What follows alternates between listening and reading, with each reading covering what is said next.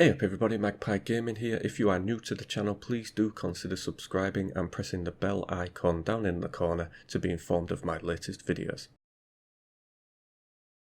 Good morning, good afternoon and good evening wherever you are on the planet. I hope you're all doing well. So in this video I just wanted to give you my opinion on the new Terra Labs map and what I think of this map in general. And I've got to say, I really like it. I think Battle State Games have pulled one out of the bag with this map. It is unlike anything else we've played on Escape from Tarkov so far. And when they announced that they were working on the lab map and that would be the next one coming out, and we had a few little screenshots of it, I expected something that would have been around the size of Factory. I didn't expect anything at the scale that we get in this map. I mean, it is a big map. Don't make no bones about it. It is huge, set across 3 levels. The thing that I do like about it though is that it's quite easy to navigate around. It's not that hard to get your head around where you are on this map. It's split into quite distinct sections, so when you first go into it, it is, like, where the hell am I going? I don't know where to go next. How do I get around it?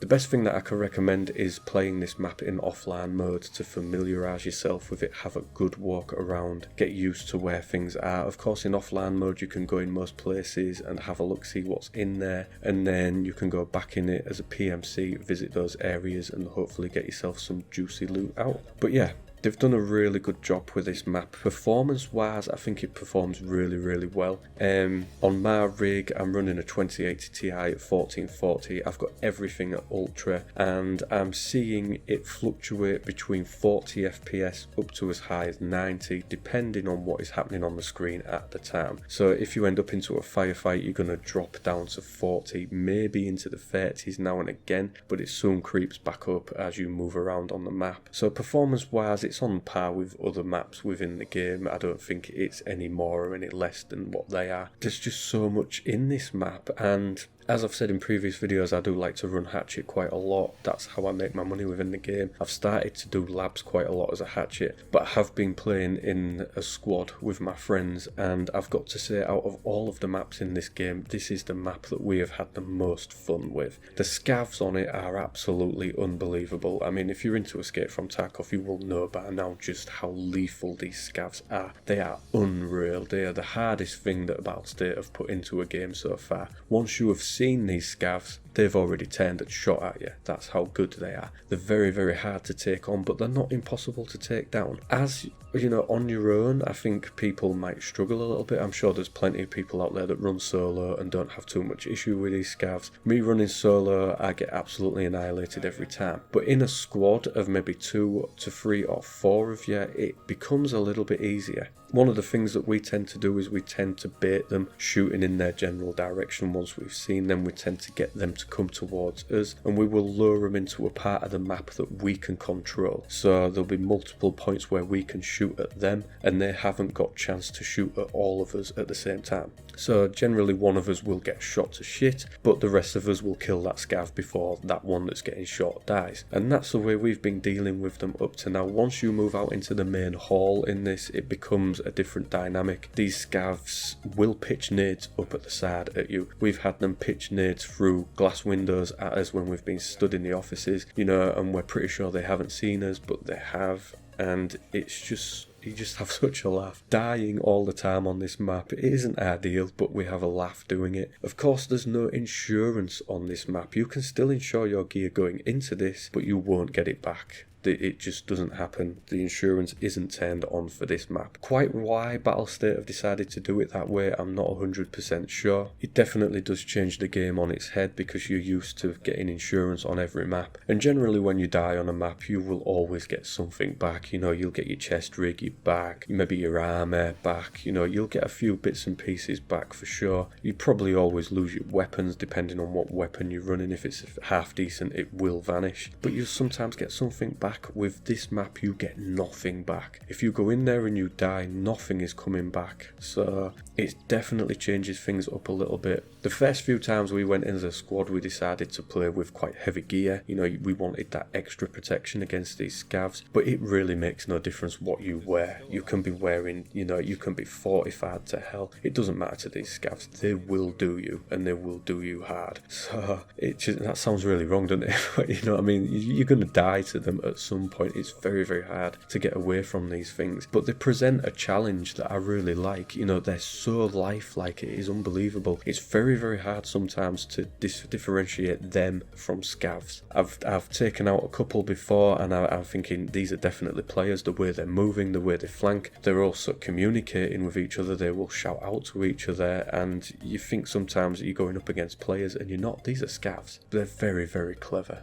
So Battle State, like I say, they've definitely pulled it out of the bag with this. They've done a really, really good job. The map's designed really well. There is loot just everywhere. There's some places that are locked off. You need keys for those. And of course, these keys are very, very expensive right now on the market. I don't know the spawn locations for some of these keys, so that's something that I'll have to look into. But the keys right now are very expensive, but there are so many places that you can go to that you don't need keys. And my advice would be just to check everywhere. There is loot just strewn all over the place. You go into the offices, you've got jackets, filing cabinets, computers. There'll be stuff on the desks. There's lots of shelving that you can find things on. You know, you go into a lot of the rooms, there can be some grenade cases, weapons cases. There's just things everywhere. I would definitely recommend checking out every nook and cranny of this map because there is stuff everywhere. And then we come to the extractions. I've already done a video on these. I'll put a link on the screen somewhere right about now to these. If you struggle with the extractions, I've done a little video that shows you where all of them are and how to turn them on, because they're not extractions that you just stand at anymore. These extractions have to be activated, so you have to go to another part of the map, turn them on, and then go back to where the extraction was and wait for them. There's a couple of lifts in there, so you have to go turn these lifts on, go and call the lift, wait for it to come down, and then you can get in it to extract. There's a parking garage and stores where you've got to, you know, activate the roller doors, raise those roller doors, and then you can extract. And there's a ventilation one where you can only extract with a certain size bag on. You're unable to extract if you have a large bag with you. So there are plenty of places to extract, so it's not that hard of a map to get out of if you can get past the scavs. Other players don't tend to be a problem because the vast majority of other players die on this map. I have seen literally bodies piled up in a doorway where one scav has killed the vast majority of the PMCs on the map. So if you're able to just amble around a little bit and take your time, you can come out with some really, really good loot. And again, that shows in the fact that the list for this map is always full of people. I think everybody's playing it right now.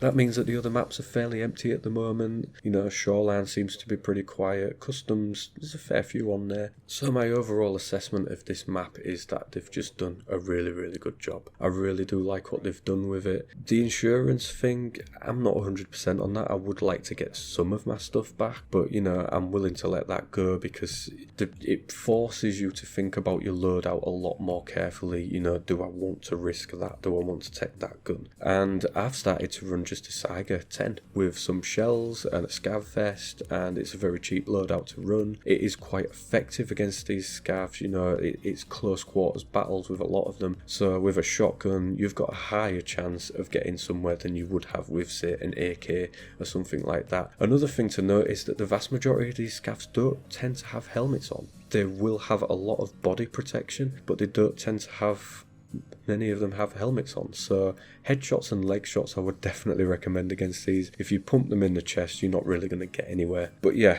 Battlestate have done a really good job with this map, and this is definitely something I would like to see more from them. Obviously the other locations that they look to be working on aren't going to be all enclosed like this one is, but this is a brilliant map. I'm highly enjoying playing it with my squad, and I think it's something that we will play for a long time to come. Other than maybe having to duck out to do the odd quest here and there, I think it's going to be our go-to map for quite a while. So what I would like to know is from everybody else I know and who follows me that plays Escape from Tarkov, what are your thoughts and feelings on this map? It's a difficult one, I get it, it takes a while to get into, it's hard to fight these scavs. Whether battle state will actually do anything with them, I don't know. I'm kind of hoping that they don't, because I like the challenge. I'd maybe like them to not aim and shoot as fast as they do when they first see you. I'd like to see that toned down a little bit, because it is a bit robotic the way they do it at the moment. Like I say, as soon as you've seen a scav, he's already turned and shot you in the face, so that needs to be toned down just slightly, not too much, just a little bit to give us a fighting chance. And again, these scavs have some brilliant loot on them. If you do manage to take them out, then you are going to walk away with some good loot. But yeah,